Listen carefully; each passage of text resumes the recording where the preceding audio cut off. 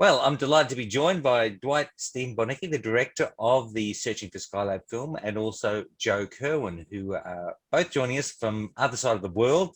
Hence, this is a pre-record. Joe is up in Chicago and Dwight is in Germany.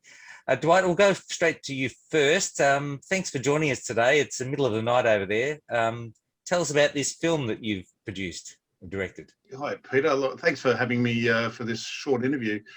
How did Searching for Skylab come about? I was writing a book called Live TV from the Moon, and a gentleman called Stan Labar, who was the head of the Westinghouse Lunar Television Department, always referred to Skylab when he was telling me about the best television that he thought happened with NASA. And at the time, growing up in Australia, Peter, like we had the idea that, well, it crashed. How could it have been a great thing? Well, huh? And the more I talked to Stan, the more he was like, "You have no idea what they were doing up there, television-wise, and the experiments. It was all fantastic." I went, "Okay, if you say so." And I ended up getting two books. One by David Hitt, which I have it on good authority that Joe Kerwin also co-wrote, and another one by David Shaler called Skylab. Homesteading Space is what David Hitt and Joe Kerwin and Owen Garriott brought out. And I read through them and I went, oh, he's not wrong. And I was lucky at the time to get a hold of a lot of video that was sent down from Skylab. And it all had the slates on the front, and I put it in sequential order. And I started watching, I'm thinking, actually, yeah, as a person in television, what they were doing up there television-wise was fantastic. And so I have to spread the word about this. And one thing led to another. And somebody on Emily Carney's group Space Hipsters suggested to me that I do a film, because every anniversary I would post a little snippet of what I had. And they said, "You've got so much stuff, why don't you make a movie out of it?" And here, me working in television, but I've never been a director as such for a film, I thought, well, without having any clue what's involved, thought, yeah, I'll do that. And so began my journey in making a film about Skylab. And that's how it came about. Fantastic. And I think part of your description is kind of the forgotten space project, and part of what your mission to do with this film is to bring it back to people's attention. So I think you've done a great job there. Like Peter, you know as well, when it crashed into Australia, that's all we heard about growing up. Skylab is coming down, and it hit Western Australia. And it's unfairly been relegated into this sort of forgotten little pigeonhole from NASA, and that doesn't do it any justice at all. And I thought the guys who are up there need to be celebrated, they need to be honored, and I couldn't think of a better thing, as far as I was concerned, to make a film about it while the footage was available and not deteriorating. And these films you see behind me, they are the kinescopes and the 16mm films that we use to make film. And I am so fortunate that I got my hands on them by writing the books about Skylab or editing the mission reports. I knew what I had to look for, so it came as second nature. So the film hopefully is as accurate as it could be. Fantastic. So speaking of people that are up there, Joe Kerwin, thank you so much. It's evening time for you, so that's a bit more civilized. You joined us back in April of 2020 for the 50th anniversary of Apollo 13, which was just wonderful. Thank you for joining us for today. You've seen the film. You were involved in the film, of course. You were interviewed as part of it, but you've seen the film, the final production. What are your thoughts? And this, well, as I was saying earlier, I'm having been there and pretty interested in Skylab and a lot of memories. I start watching the film, and pretty soon my own memory is superimposed on it, and I'm enjoying myself tremendously. So I have no critique of the film whatsoever. To me, it's a journey back in time to when we set out to do something. It wasn't very exciting after you'd watched Apollo 11 and maybe Apollo 13, but it was pretty exciting to us. And there was a lot of satisfaction in going up there and coming back, all three of the crews, and able to say, close the book on Skylab. our goal, NASA's goal with Skylab, was to enable us to build and occupy space stations. We needed, the engineering information. We needed the life support experience. We needed the medical and the proof to the world and the people in Congress that human beings can go up there and do a job and do it over a fairly long period of time. And thanks to Ed and the rest of that crew, we did it. So the fact that it doesn't get a lot of publicity is not a big deal. I hope to somehow stimulate a party in either Houston or Huntsville on the 50th anniversary, if I'm still around, and then forget about it. Meanwhile, here's the movie, and it captures the spirit beautifully. The feeling of disaster on day one when the solar panel came off and the temperature zoomed and nobody knew what to do. And we went back to Houston and were we going to launch ever? And then the following 10 days, which I think the movie captured quite well, and which were an enormous, beautiful, concentrated effort on the part of several centers and a lot of contractors and people in stores and in places everywhere who had equipment that they didn't know might be needed. And somehow we found them, and in 10 days went from a disaster to a spacecraft chock full of equipment, some of which we had never seen, stuck under the couch. And off we went, and that stuff worked. So, and to the extent that the movie can capture the excitement of meeting that challenge, and then the more the lower key, but still interesting, at least to us, meeting the challenge of living, working, and not screwing up in 28, 59, and 84 days. It was good. And it's a good show, and it's worth looking at. Yeah. So you when were you assigned to the Skylab 2 mission? Although I note the patch, your Skylab patch, is actually called Skylab 1, although it's actually Skylab 2, being the second flight on the Skylab project. The first. Well, headquarters was Roman numeral 1, but the center in charge was Marshall, and when they saw it, they said, "No, that's not right. It's the first launch is 1, the second launch is 2," and they explained it in English to headquarters, and we said, "Oh, okay," but it was too late to change the patch. So I wasn't assigned until obviously after Pete's flight, so it had to be around in 1971 that the formal assignment came. But some of us had been working Skylab since 1966. Since after they got the idea for using the spent stage as a workshop, I remember Al Shepard or somebody called me up and said, like you and Kurt Michael, to take a T-38 and go on out to California and take a look at the inside of the fuel tank of a third stage S4B. And we went out there and we there was this S4B sitting there in the sunlight with the side hatch off. And we looked at the end hatch at the number of bolts and said, "How are we going to get all those bolts open?" And they said, "We don't know. We'll figure it out." We looked in and we weren't allowed to go in because we might damage the insulation, but it had a very chemical smell in there. And it was the stuff they used to secure the lining on the inside. It was empty except for a couple of probes that were fuel probes to allow them to determine what the fuel level was when they were burning it, and a couple of small tanks of pressurized nitrogen to run things. That was it.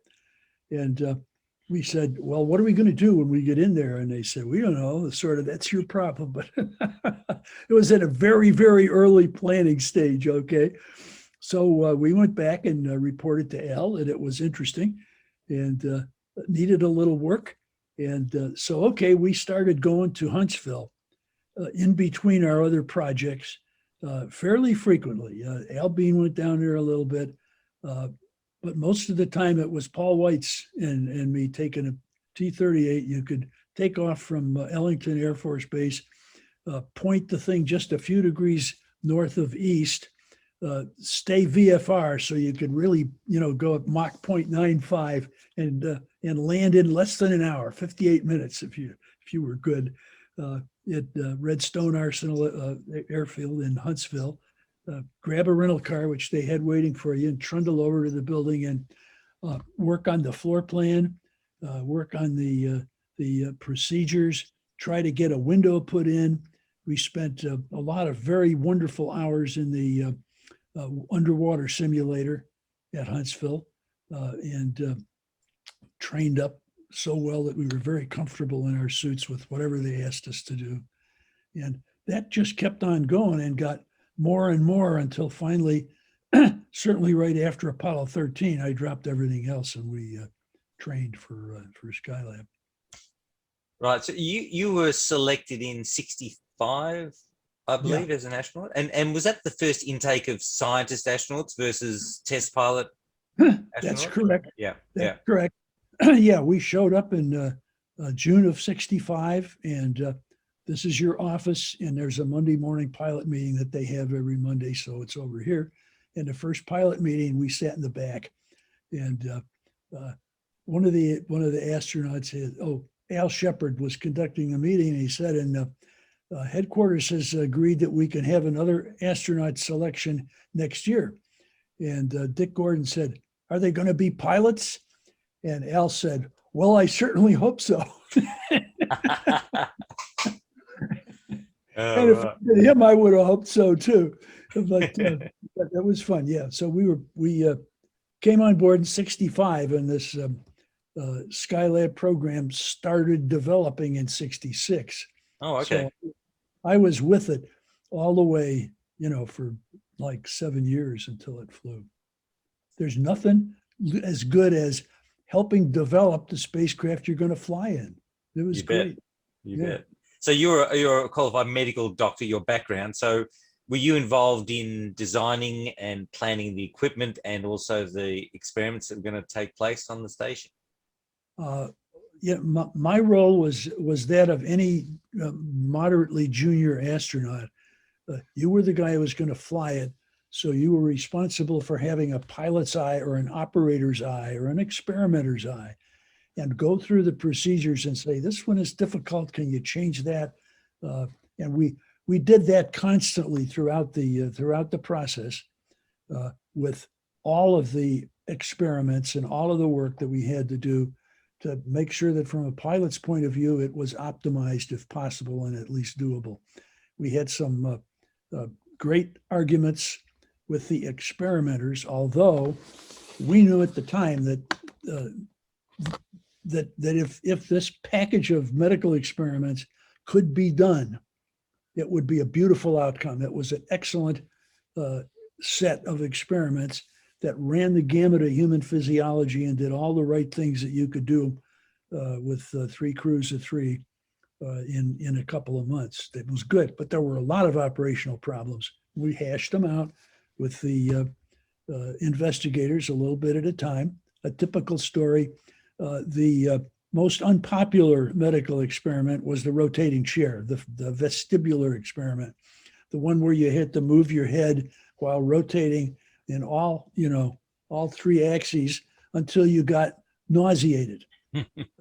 And after trying it out a couple of times, and I don't remember if anybody actually barfed, but I think probably we did. We took a flight down to Pensacola, where the principal investigator, Dr. Ashton Graybeal of Harvard University, was a really wonderful guy. He was very smart and very friendly. And the first thing he did when we came down there was he parked his red Roadster by the airport so we could drive around the center. And so we met with him, and it just explained what our problem was. And he said, well, basically, I have you going until you reach Malaise 3, but we'll back off to Malaise 2. And then we agreed that the commander on our flight would not do it at all because we didn't want a guy barfing while some emergency came up and he had to fly us home.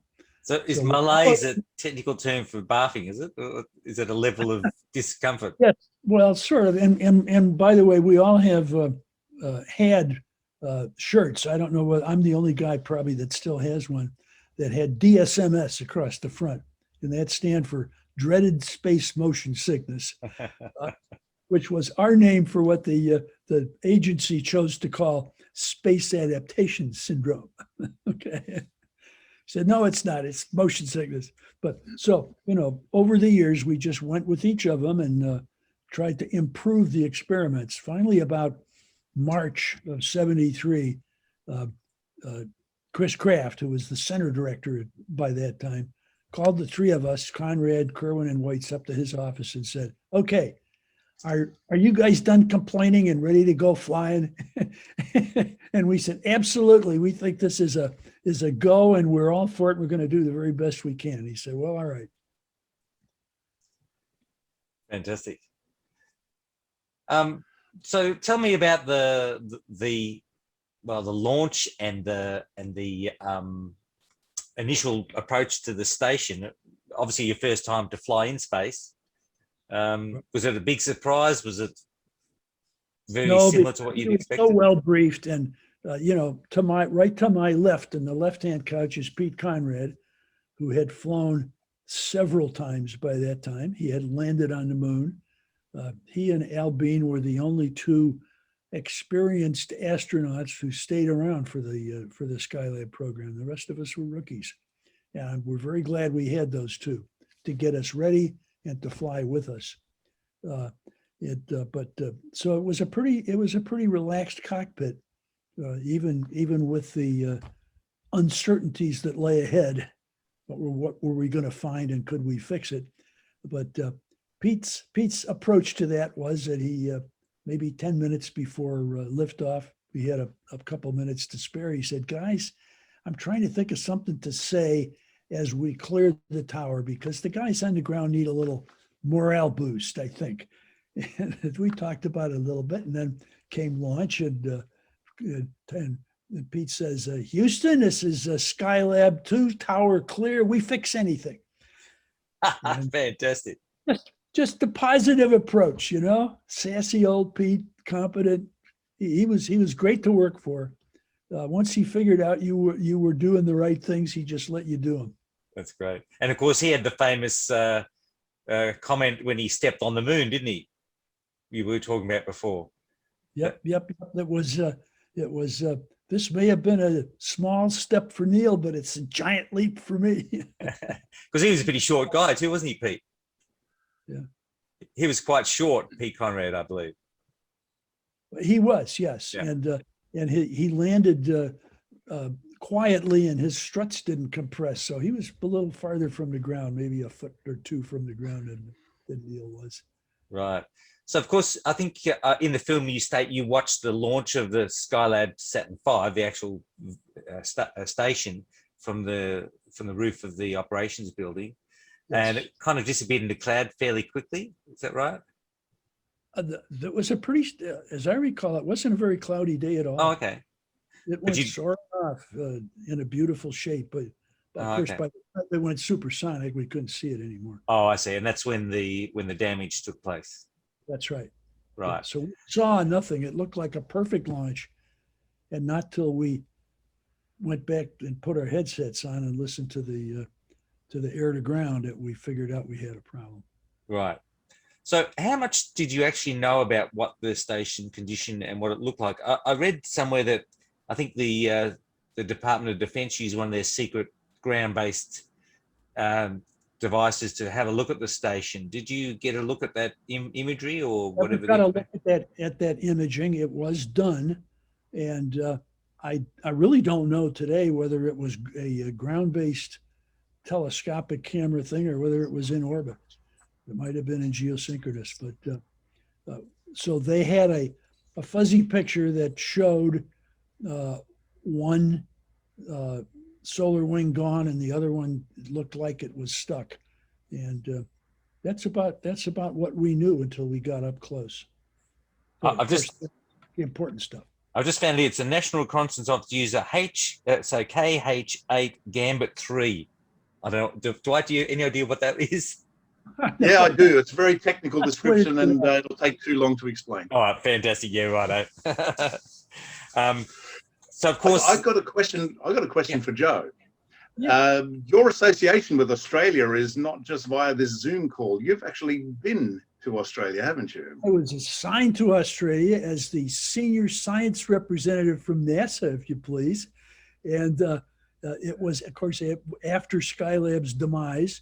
And I was delighted to, I remember I got offered the job, and I went back home, and I, around the dinner table, said, you know, I've been offered a job in Australia. It'd be a couple of years and take the family. I don't suppose y'all would be interested. And they all said, yeah, that sounds pretty good. So off we went. And I got off the plane by myself. The kids were not with me. They came a little later. And went over to the office, was introduced to my secretary, and the phone rang.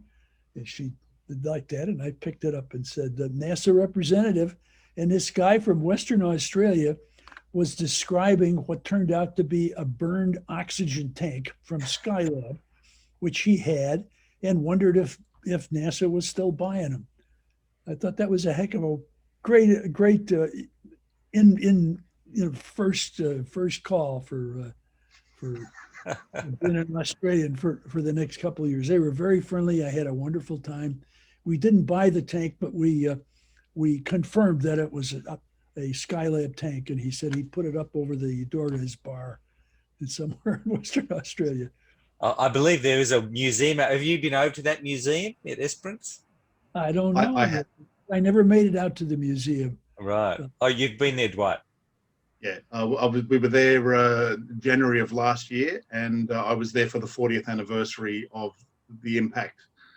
Yeah. And I went to the museum, and it's amazing, the workmanship of Skylab. You can pick up a electronic component, and you can still see that the wires are soldered to the contact points within the piece of equipment. Like, the casing has broken open, but the stuff inside is still intact. And for example, the fridge that you had in the wardroom, that you can still, if you plugged it in, I guarantee that thing would work.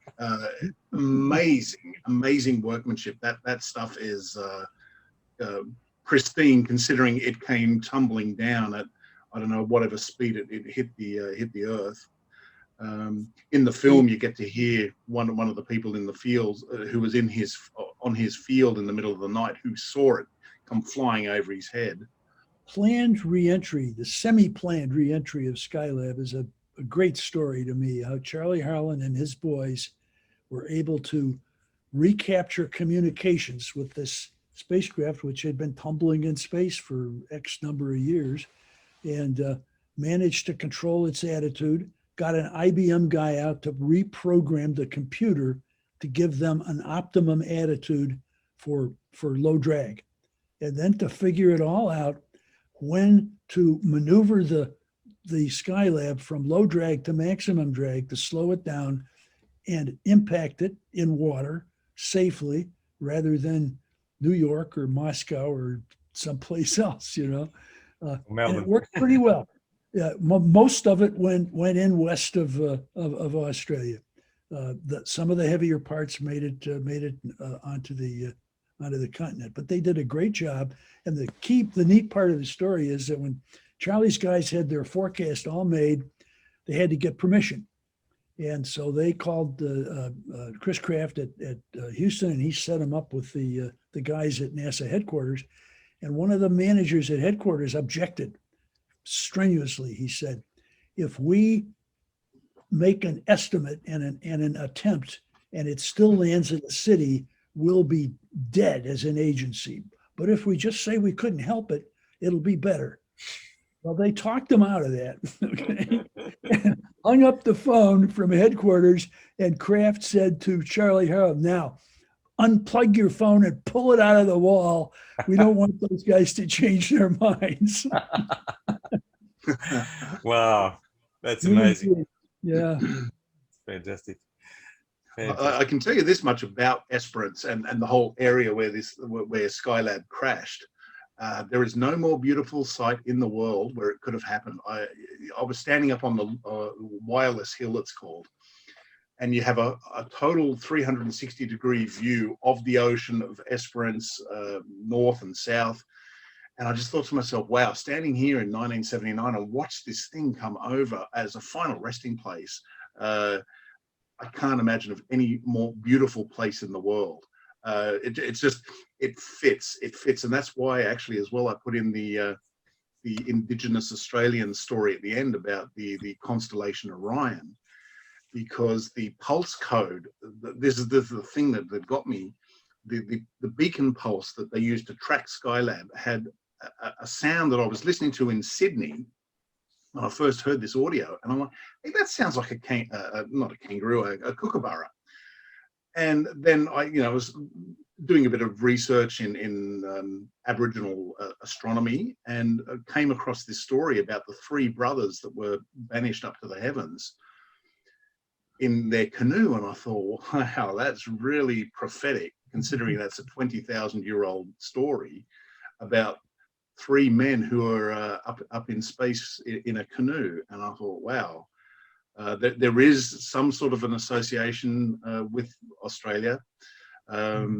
We've got three honorary Australians in the group right now talking. Joe, I think your honorary Australian membership is valid lifetime.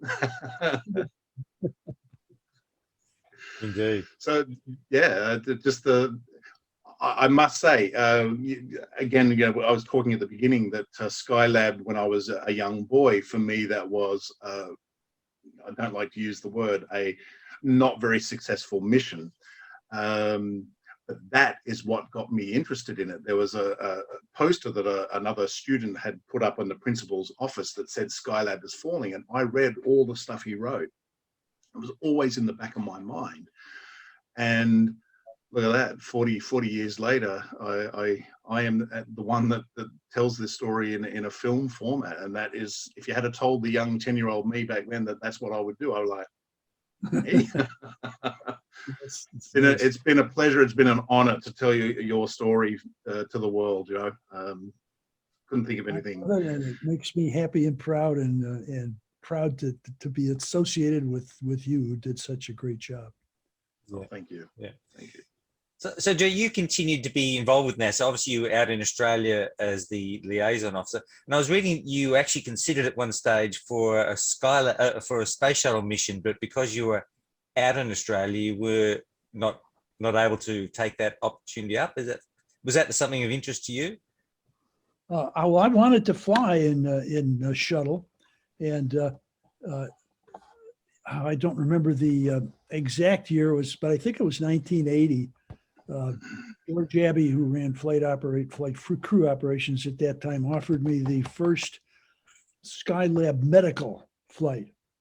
Well, I knew that was going to be at least another 5 or 6 years away, and I would be rapidly scurrying across the ocean back and forth. And my kids were at an age where their parents ought to be around. And I said, George, can't you fly me on, shuttle 2 or 3 or 4 or 5?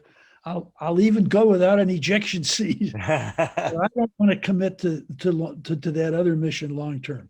Right. So he said, okay, and that's the only offer I ever got. Oh, that's an honourable thing to do. Putting the family first is always the most important thing, isn't it? Don't regret it a bit, because the family all had a great time in Australia, and we saw them grow up, and they are all clustered around helping their mom right now anytime they're needed. That's wonderful. Talked to 2 of them on FaceTime today. Oh, is that lovely? Oh, terrific. Cool. It's fantastic that technology's been able to allow us to do this sort of thing in this global pandemic and all the other things that have gone on. So that's wonderful. Yeah. So your time in Australia, you also you met up with and worked with or met up with a lot of the guys from the Deep Space Tracking Network, Mike Dinn and John Saxon and those people who were involved in Apollo. We did all the stations and loved it. And also they, of course, involved heavily in Skylab. And in fact, I think a lot of the guys in that network, and also I think Pete Conrad said that Skylab was a highlight of their career. Even though Pete Conrad walked on the moon, he said that Skylab was the highlight. Is that true? From my perspective, it certainly Oh, of is. course, yes, yeah. Don't know about theirs, but it was just, it was a great mission for them to be part of, and even though most of the world doesn't know what their part was, it was important. It was crucial, and so we got along beautifully, and I still have good thoughts about all of them. All right, we're going to finish up shortly, but we just learned this week that the passing of Glenn Lunny. Did you know and work with Glenn at Johnson? I knew Glenn moderately well from post Apollo years, and he was one of the 2 or 3 best flight controllers and flight directors that NASA ever had. Put him right up there with Chris Kraft and Gene Kranz. Most intelligent and a beautiful manager. He had an attitude. I don't know how you ever get that way, but he could just listen to people, and he never lost his cool, and he never lost his temper, and he got the orchestra to play together. And of course, on Apollo 13, that was particularly outstanding. Indeed. Good guy. Fantastic. So do you keep in touch with any or many of your Skylab alumni? There's only 2 of them left, aren't there? Yeah, well, that's right. Yes. Yeah. The crews. So it'll be fun to talk to them in a little while if it gets so arranged. Yes, absolutely. Yes. Yeah. So that'll be 2023 for the 50th. Is that right? Have I got my numbers right? Yeah. Uh-huh. Yeah. Oh, well, it's not far away. We're well into 2021 now. So yeah, look forward to down to 2 years now. Yeah, look forward to being involved in that, and hopefully we'll be able to travel again, so we could actually meet up in person. That would be just terrific. Nice. Yeah. Well, see what happens. Yeah. Thanks for having me. It's been our pleasure. Thank you, Dwight. Any last minute comments from you, Dwight? No, it's a fascinating story. So you're all in for a treat. The Apollo 11 movie as well is outstanding. To see it on a big screen, I haven't seen it myself on a big screen. I've got it on the 55-inch TV here, so I can only imagine what it looks like when you're seeing all that 70mm stuff in grand detail. And of course, there's that really cool movie about Skylab that looked really good in a big screen format as well. So you're in for a treat tonight, a double feature. And thank you for showing up. Thank you so much, Joe, for taking the time out to talk to us today. And I think you've without knowing, you've contributed to me breaking my record riding home on the push bike from work, 10 kilometers. I think I did it in 28 minutes. I've never done it that quick before. Wow. So, without going through red lights as well. I was very, as they say here in Germany, artig, very obeying the rules. That's great. So, yeah. All right. So I wish everybody a great viewing experience tonight. All right. Thank you, Dwight. Really appreciate that. Joe, once again, thank you so much. Take care. Look after yourself. And of course, best wishes to your wife as well. And we'll keep in touch in 2023, if not before. Thanks, everyone. Take care. Long. Bye now. Cool. Bye. So I'll just stop the recording.